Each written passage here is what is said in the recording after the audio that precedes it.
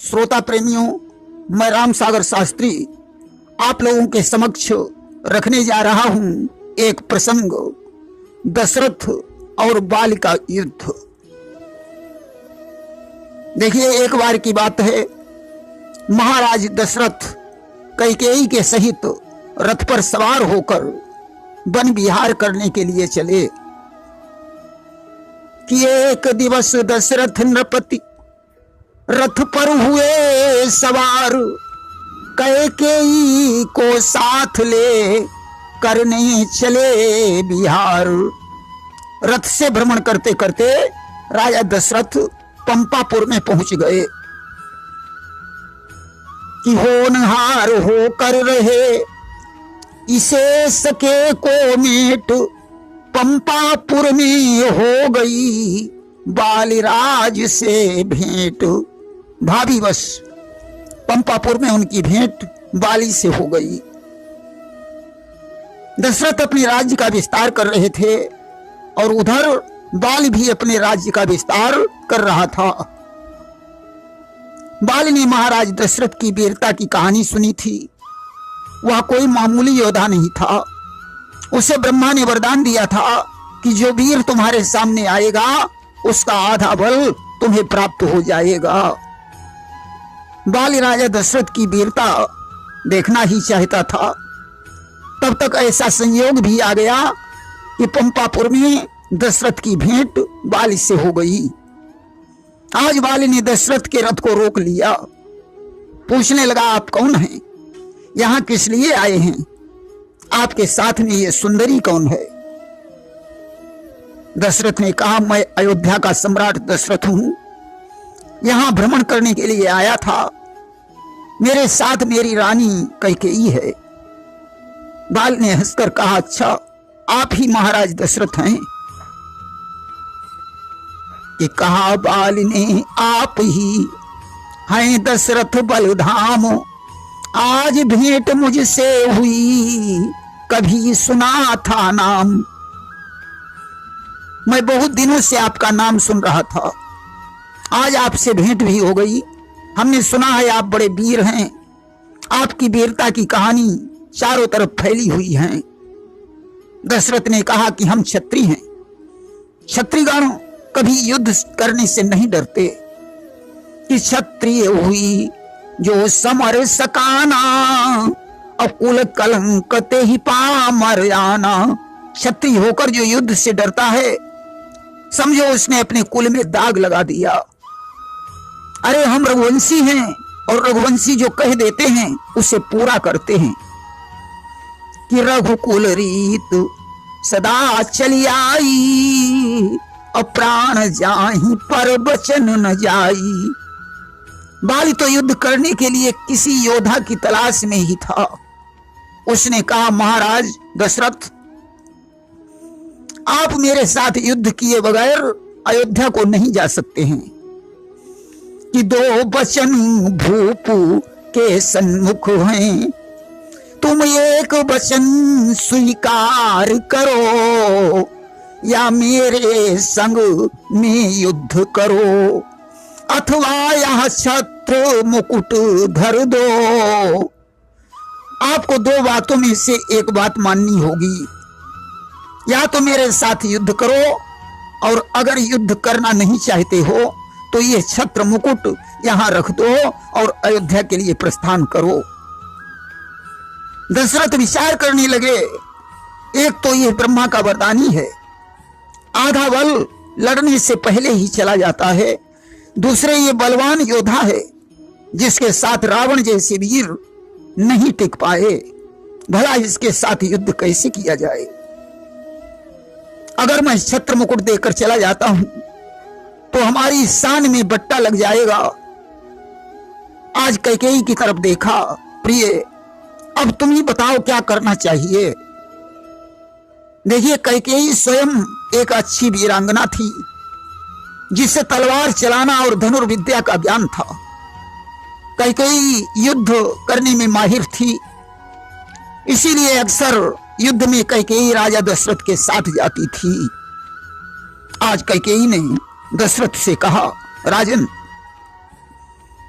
बाल की बातें सुन सुनकर मुझे गुस्सा आ रहा है। अगर आप मुझे आज्ञा दे दें तो मैं इसके साथ युद्ध करूं। कि दशरथ ने हंसकर कहा, सुभग सुंदरी बाम, मर्दों के संग्राम में अबला का क्या काम। दशरथ हंसकर कहने लगे, सुंदरी, यहां मर्दों के युद्ध की बात चल रही है, इसमें तुम्हारी कोई जरूरत नहीं है। कि कैकेयी बोली दशरथ से, ये वचन न मुझको भाते हैं, वो वीर नहीं कहलाते जो रण करने से कतराते हैं। कैकेयी ने कहा, महाराज तो फिर देर किस बात की, जाओ संग्राम करो। वीर कभी युद्ध करने से नहीं डरते। कि जाओ इससे संग्राम करो, हम भी तो साथ तुम्हारे हैं, निश्चय ही आज विजय होगी, यह सच्चे वचन हमारे हैं। आप बेफिक्र युद्ध करें, मैं आपके साथ हूं, इस युद्ध में आपकी विजय अवश्य होगी। अब तो महाराज दशरथ रथ से उतर पड़े। उन्होंने कहा, आओ बाल, मैं युद्ध करने के लिए तैयार हूं, आज हमारा तुम्हारा मल्ल युद्ध होगा। बाल ने कहा, एक बात का ध्यान रखना, अगर इस मल्ल युद्ध में आप जीत गए तो विजय की माला पहनकर जाओगे, अगर हार गए तो आप या तो कैकेयी को यहां रख दोगे या तो अपना छत्र मुकुट देकर चले जाओगे। कि जो जीत गए हमसे राजन, तो विजय हार लेकर जाना, जो हार गए तो पत्नी या यह छत्र मुकुट देकर जाना। इसलिए महाराज आपको हर तरह से मुझे जीतना होगा। अब तो राजा दशरथ ने फिर कैकेयी की तरफ देखा। कैकेयी ने कहा, जाओ स्वामी युद्ध करो, जो होगा वो देखा जाएगा। कि कैकेयी की सम्मति पाकर राजा ने करी लड़ाई है, था बाल वीर बलवान बड़ा, नृप ने कुछ पेश न पाई है। बाल बहुत बलवान था। महाराज दशरथ के दो चार पटकी लगी, बोले, बस बाल मैं तुमसे हार गया। कि आखिर ललकर युद्ध में गए भूप जब हार, बालीराज कहने लगा, शर्त करो स्वीकार। आखिर में दशरथ जब हार गए तो बाली ने कहा, राजन अब हमारी शर्त को स्वीकार करो। कि मैं जीत गया तुम हार गए, अब एक वचन पूरा कर दो, या तो अपनी रानी दे दो, अथवा यह छत्र मुकुट धर दो। अब आपको एक शर्त पर चलना पड़ेगा, या तो अपनी रानी कैकेयी को यहां छोड़ दो, अगर ऐसा नहीं करना चाहते हो तो अपना छत्र मुकुट मुझे दे दो और अयोध्या को चले जाओ। बोलो कौन सी शर्त मंजूर है। अब महाराज दशरथ विचार करने लगे, अगर कैकेयी को रख देता हूं तो मेरी बड़ी बदनामी होगी, छत्र मुकुट यदि रखता हूं तो भी हमारी शान शौकत में बट्टा लगेगा। मुकुट तो इसी प्रकार का दूसरा बनवा लेंगे, परंतु रानी दूसरी कहां से लाएंगे। कि राजा दशरथ ने सोच लिया, रघुकुल में ऐसी लीक नहीं, यह छत्र मुकुट रखना अच्छा, रानी का रखना ठीक नहीं। रघुवंश में ऐसी प्रथा नहीं है कि रानी को रख दिया जाए, इसलिए छत्र मुकुट रखना ही ठीक होगा। आज महाराज दशरथ ने मस्तक से मुकुट उतारकर बाल को दे दिया और वैसा ही दूसरा मुकुट बनवाकर धारण कर लिया और अयोध्या लौट आए। ये राज सिर्फ कैकेयी ही जानती थी, इसीलिए कैकेयी ने राम को 14 वर्षों का वनवास मांगा था। वो जानती थी कि बिना उस छत्र मुकुट के राम का राज तिलक कैसे हो सकता है। राम जब वन को जाने लगे तो कैकेयी ने राम को रोककर उस छत्र मुकुट की याद दिलाई थी कि कैकेयी यूं हंसकर बोली, कुछ ध्यान इधर देते जाना, वन से लौटते समय राघव वह छत्र मुकुट लेते आना। कैकेयी ने हंसकर कहा, राम वन को तो जा रहे हो, परंतु याद रखना 14 वर्षों के बाद तुम्हारा राज तिलक होगा। छत्र मुकुट तो बाल के पास है, अस्तु जब वापस लौटना तो वह मुकुट जरूर लेकर आना। और सुग्रीव से मित्रता करने के पश्चात जब राम ने बाल को मारा तो उस समय उन्होंने बाल से उस छत्र मुकुट के बारे में पूछा कि हे बाल वीर, इस राघव का शुभ काम एक करते जाओ, मरने के पहले वानरेंद्र वह छत्र मुकुट देते जाओ।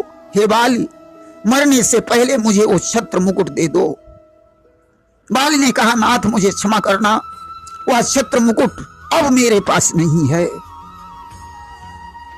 कि बाली ने कहा, प्रभु क्षमा करो, मत रहो हमारी शंका में, वह मुकुट चुरा कर भाग गया था रावण अपनी लंका में।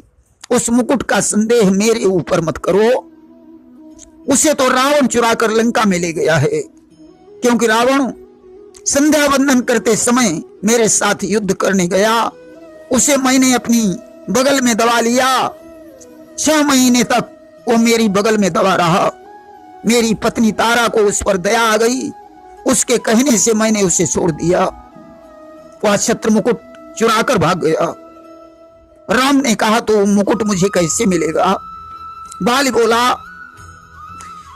कि अंगद को सेवक कर लीजिए, यह सारा काम बनाएगा, इसमें ही ऐसी क्षमता है जो छत्र मुकुट ले आएगा। आप अंगद को अपना सेवक बना लीजिए, अंगद बुद्धिमान है, वही लंका से छत्र मुकुट ला सकता है। इतना कहकर बाली स्वर्गधाम को चला गया। इधर जब राम ने रावण के पास अंगद को भेजा तो अंगद और रावण का संवाद हुआ। अंगद ने वहां अपना पैर जमाकर प्रतिज्ञा की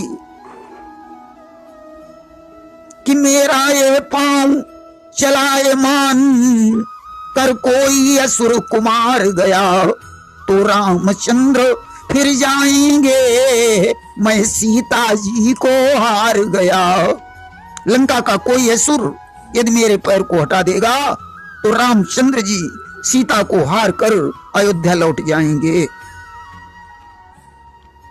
मेघनाद जैसे करोड़ों योद्धा पैर हटाने की कोशिश करते रहे, परंतु अंगद के पैर में शेष नाम की शक्ति काम कर रही थी कि जब कोई पैर उठा न सका तो लंकापति खिसियाया है, झुक करके ज्यों ही रावण ने आगे को हाथ बढ़ाया है। रावण क्रोधित होकर पैर उठाने के लिए ज्यों झुका, अंगद ने अपना पैर हटा लिया और बोले कि पांव पकड़ कर दूत का क्यों खोते हो मान, चरण पड़ो रघुनाथ के हो तुम्हारा कल्याण। मेरे पैर पड़ने से क्या होगा, भगवान रामचंद्र के पैर पकड़ लो तो तुम्हारा कल्याण हो जाए। सज्जनों, जिस समय रावण झुका उसी समय उसके मस्तक के मुकुट गिर गए, जिनमें कुछ मुकुट तो रावण ने उठा लिए, 4 मुकुट अंगद ने उठा लिए और रामा दल में फेंक दिए। उन मुकुटों में एक छत्र मुकुट भी था कि जब मुकुट गिर गए पृथ्वी पर, अंगद ने 4 उठाए हैं, फिर रामादल में फेंक दिए, सारे कपिगण हर्षाए हैं। सज्जनों, लंका की विजय के बाद उसी छत्र मुकुट से राम का राज्याभिषेक हुआ कि लंक विजय के बाद में सुदिन शुभ घड़ी देखो, उसी मुकुट से राम का हुआ राज अभिषेक। प्रेम से बोलिए सियावर रामचंद्र की जय।